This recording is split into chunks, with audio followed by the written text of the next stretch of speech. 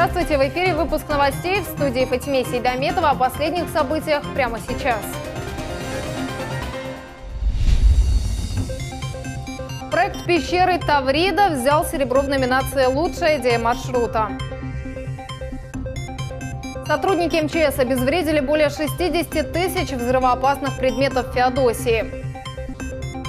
100 лет со дня рождения певицы Эдии Топче в Крымско-Татарской библиотеке имени Исмаила Гаспринского прошли музыкально-театральные эскизы.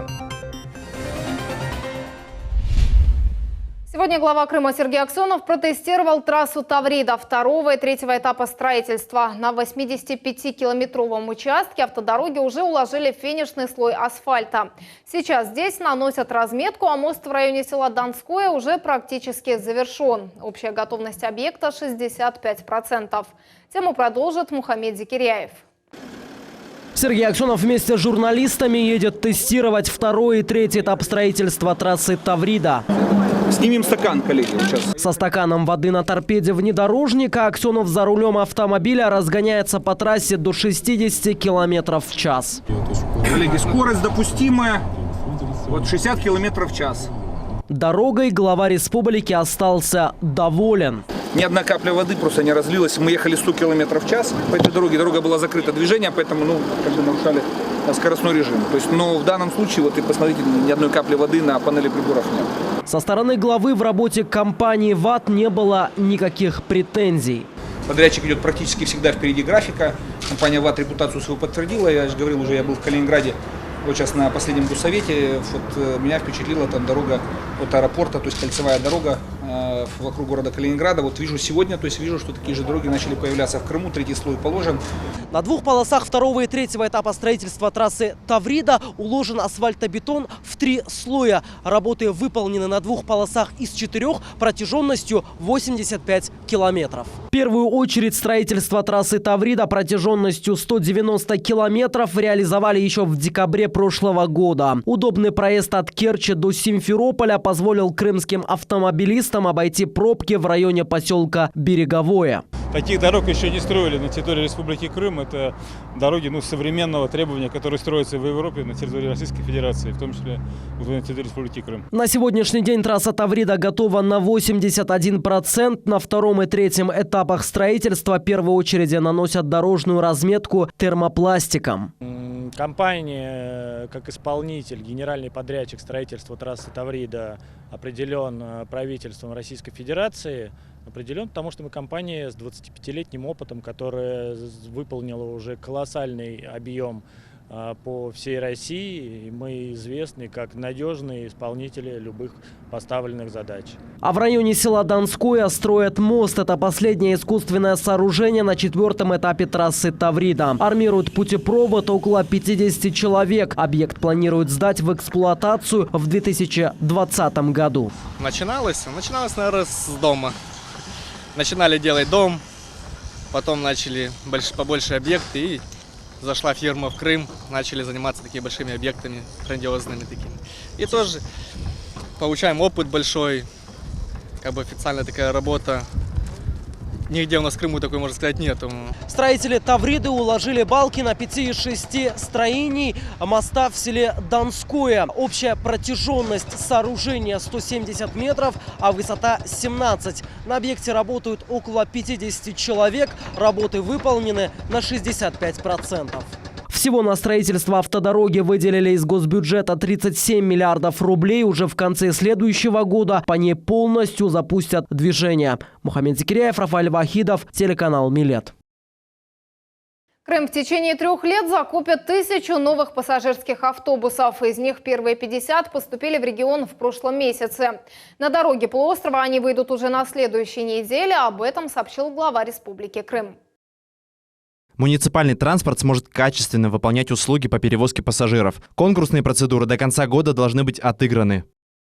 Сергей Аксенов также отметил, что до конца года Крым получит еще около 40 единиц транспорта, а к 2025 году планируют обновить почти 50% подвижного состава. Председатель Госкомнадза Альберт Кангеев провел первый прием граждан в новой должности. Крымчане обратились с вопросами по оформлению земельных участков, права наследствования имущества, газификации поселков и предоставления материальной помощи. По всем вопросам гражданам были даны разъяснения и взято на личный контроль руководства. Те, которые мы сегодня услышали, они имеют место разрешения, они имеют возможность разрешения, но для этого нужен грамотный подход. С привлечением юристов, с привлечением специалистов, которые смогут определить то или иное направление решения вопроса. Я думаю, что войдем в колею, будем заниматься этими проблемами и попытаемся сделать так, чтобы на прием граждан или приходили и уходили отсюда удовлетворенные. Прием граждан будет проходить дважды в месяц, первый и третий четверг месяца по предварительной записи. Проект экскурсионного маршрута «Тайна пещеры Таврида» выиграл серебро Всероссийской туристской премии «Маршрут года». Победа досталась в номинации «Лучшая идея маршрута». В комплекс будет входить подземная и надземная экскурсия. Первую откроют в начале 2020 года. Длина маршрута составит около 800 метров. Об этом сообщил руководитель проекта Геннадий Самохин. В подземной пещере с помощью 3D-экрана и голограмм покажут, как пещера выглядела миллионы лет назад. Организаторы также обещают визуализировать около 20 животных, обитавших в то время в Крыму. Самый высокий – это южный слон высотой 4,5 метра, страус 3,5 метра высотой. Ну, то есть они натуральной величины, не просто будут игрушки, да, а с точки зрения палеонтологии скопированы, сделаны, как они были вживую. В Крыму разыскивают подозреваемого в разбойном нападении. Неизвестный мужчина требовал у работников госорганизации деньги и угрожал им расправой. Но как только заметил камеры видеонаблюдения, скрылся. Это произошло 5 ноября в офисе микрозаймов. Возбуждено уголовное дело. Приметы предполагаемого преступника – рост около 185 сантиметров, худощавого телосложения. Был одет в синие джинсы, черную куртку с капюшоном, на лице медицинская маска. Все, кто располагает какой-либо информацией, могут обратиться в отдел полиции или по телефонам 102 и 112. Пропуск через пограничный пункт Армянск временно закрыт. Как сообщает пограничное управление ФСБ по Республике Крым, причина такого решения не зависит от российской стороны. В ведомстве рекомендуют гражданам, планирующим поездки за границу, следовать через автомобильные пункты Перекоп и Джанкой. Накануне стало известно о том, что из-за строительных работ украинская сторона временно закроет пункт пропуска Каланчак. В Симферополе сбили дворника. Авария с участием двух иномарок произошла на перекрестке улиц Трубаченко и Гражданская. Водители не уступили друг другу дорогу, в результате чего легковой автомобиль протаранил минивэн. Последний избил дворника, который в это время подметал тротуарную зону. В ГИБДД сообщили, что дворник остался жив. В результате ДТП пешеход получил травмы различной степени тяжести. Сотрудниками ГИБДД выясняются и уточняются все обстоятельства происшествия. Сотрудники МЧС Крыма провели тренировку на трассе Таврида. По инсценировке автомобиль вылетел за пределы обочины. После этого возникла угроза пожара. Удалось ли потушить возгорание и как спасатели отработали эвакуацию пассажира, расскажет Диана Бекмамбетова. Крымские спасатели прибывают на место условного происшествия. По инсценировке на трассе Таврида произошло ДТП. Водитель автомобиля не справился с управлением и вылетел на обочину. С помощью специальных инструментов спасатели вскрывают дверь. Буквально несколько минут и пострадавший в безопасности. Непредвиденная ситуация. Загорается двигатель машины. Пожарные тушат пламя пеной. Главная цель подобных учений – проверить сноровку и профессионализм сотрудников МЧС и Крымспас. Для этого создали условия, максимально приближенные к реальным. Надо уделять тем участкам, которые находятся на более высоко расположены. Это наши перевалы, Ангарский, Грушевский, это дорога на Ипетре. Всего в совместной тренировке приняли участие 15 человек. На дорожно-транспортные происшествия для обеспечения пожарной безопасности мы выезжаем часто.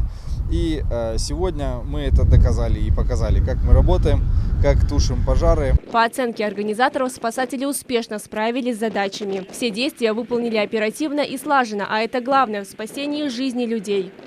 Диана Бекмамбетова, телеканал Милет. Более 60 тысяч взрывоопасных предметов обнаружили на затонувшем теплоходе в Феодосийском заливе. Как сообщает пресс-служба Главного управления МЧС России по Крыму, корабль «Джанжарес» потерпел крушение во время Великой Отечественной войны. С теплохода подняли и уничтожили авиабомбы, детонаторы, артиллерийские снаряды, патроны и ручные гранаты. Работы по разминированию проходили на глубине 17 метров. Грузовой теплоход «Джанжаре» занимался транспортными перевозками в ходе Керченско-феодосийской десантной операции в январе 1942 года. Был сильно поврежден в результате атаки авиации противника. Определить вещество в банках, угадать звуки, найти ответ на замысловатые фотозагадки. Такие конкурсы прошли симферопольские первоклашки и попробовали себя в роли полицейского. За каждую победу они получили балл в виде звездочек. Мероприятие для них организовали представители МВД по республике. Все получили очень много позитивных эмоций, и под конец мы вручили им сертификат о том, что они прошли школу юного полицейского. Мы, конечно, будем рады, если в будущем кто-то из них задумается о профессии правоохранителя. Соловей крымско-татарского народа, советская Кармен. Так называли легендарную певицу Эдие Топче. Сегодня ей бы исполнилось 100 лет. Жизнь заслуженной артистки Узбекистана оборвала страшная болезнь, но она до последнего оставалась на сцене. Память Эдие Топче почтили в библиотеке имени Исмаила Гаспринского. Сотрудники подготовили музыкально-театральные эскизы «Юрек Ерджеса», «Поющая сердцем». О творческом пути народной исполнительницы расскажет наш корреспондент Айша Шулакова.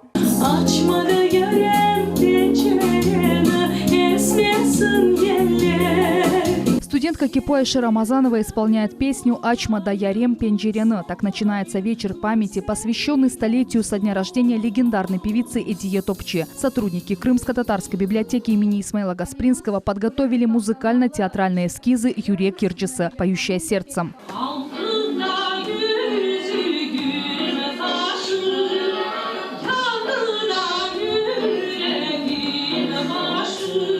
Это песня из репертуара заслуженной артистки Узбекистана Эдие Топче. В народе ее называли крымско-татарским соловьем советской Кармен. Она сумела сохранить и возродить многие национальные мелодии. Это истории коренного народа через жизнь сладкоголосой артистки. Эдие Топче.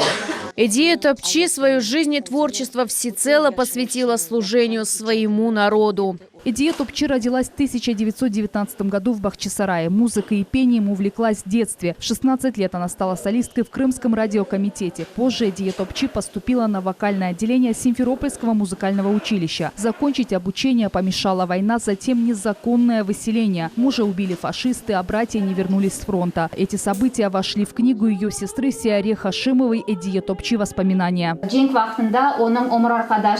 Во время войны ее супруг, известный журналист Осман Батыров, был казнен фашистами за связь с партизанами. Жизненные трудности не сломили Эдие Топче. Уже на чужбине она стала артисткой крымско-татарского ансамбля «Хайтарма». Ее голос покорял слушателей. Поклонники называли Эдие Топче соловьем крымско-татарского народа. А позже ее и вовсе удостоили звания народной артистки Узбекистана. Жизнь талантливой исполнительницы оборвалась 48 лет после тяжелой и длительной болезни. Она до последнего дня оставалась на сцене. Она была красивой, со всеми могла найти общий язык. Ее можно было приводить в пример многим. В то время такого уровня певицы были только Топчи и Реджепова. Они были знатоками нашей музыки, а главное – уроженками Бахчисарая. На мероприятии присутствовали и родственники Эдие Топче. Каждый из них поделился воспоминаниями о знаменитой артистке. Когда еще была жива моя Зейнеп Бита, она просила, если у меня будет дочь, то назвать ее Эдие. Я согласился. Родилась дочь, и я выполнил свое обещание. В отличие от ее бабушки, она не поет, а танцует. Заслуженной артистке Крыма Эдие Аблаевой еще в 11-летнем возрасте Эдие Топче предрекла будущее певицы. Она будет петь, она придет вместо меня и будет петь на нашей сцене для нашего народа. Мне так это запомнилось, именно вот этот день запомнила я, да, и что она после этого времени незадолго умерла. Это было вообще мне такое, я думала, как она сказала, я так и сделала. Выставка о творчестве Эдие Топче будет работать еще месяц. Здесь документы и книги из фондов библиотеки, фотографии из семейного архива родственников знаменитой певицы. Увидеть экспозицию и поделиться информацией о народной артистке можно в Крымско-татарской библиотеке имени Исмаила Гаспринского. Айша Шулакова, Рамазан Аливапов, телеканал Миллет. В Ялтинском зоопарке «Планета обезьян и диких кошек» пополнение. В семье шимпанзе родилась малышка Луна. За 2,5 года это уже 3-й новорожденный. Все подробности в сюжете Севили Меметовой. 9 сентября 2019 года в семействе шимпанзе Джонни Виолетты произошло радостное событие. На свет появилась вот такая вот прекрасная малышка Луна. Через 3 дня ей исполнится 2 месяца. В этом возрасте, как и настоящий младенец, большую часть своего времени она кушает, спит и, конечно же, гуляет на свежем воздухе. За 2,5 года в Ялтинском зоопарке это уже 3-е рождение шимпанзе. Посетители их очень любят и могут любоваться ими часами. В зооуголке обитает несколько видов обезьян – гиббоны, мангобеи и мартышки. Зоопарк «Планета обезьян диких кошек» существует уже почти 5 лет. В зоопарке в нашем 55 видов разных животных, более 300 особей. И что относительно шимпанзе, шимпанзе существует в природе всего 2 вида, обычный шимпанзе и шимпанзе бонобо. Вот. В нашем зоопарке обитают обычные шимпанзе. Экзотических животных в зоопарк отеля привезли из разных стран мира. Свой второй дом здесь нашли альпаки и сурикаты, непоседливые лемуры и краснохвостные мартышки, грациозные гепарды и игривые шимпанзе. Малыши все находятся на искусственном вскармливании в силу того, что каждое рождение шимпанзе – это очень ценный и очень важное событие, да? Вот. И чтобы сберечь каждую жизнь, приходится заниматься ими индивидуально и создавать им подходящие условия искусственно. Ходить в зоопарк любят самые маленькие гости отеля, а для школьников сотрудники гостиницы проводят познавательные экскурсии по территории зооуголка. Вы были на дне рождения нашего 3-го ребенка шимпанзе. Для нас это, конечно, и бесконечная радость, вместе с тем и гордость, и приятно, что все те 200 тысяч гостей, которые приезжают к нам, они все прекрасно знают всех этих питомцев, так как они подписаны на их социальные сети. У новорожденной Луны есть 2 брата – Оскар и Цезарь. Оскара считают здесь настоящей звездой. Ему скоро исполнится 2 года, и в таком юном возрасте он успел поучаствовать в шоу-программах. Оскару нравится кататься на самокате и рисовать, а больше всего купаться.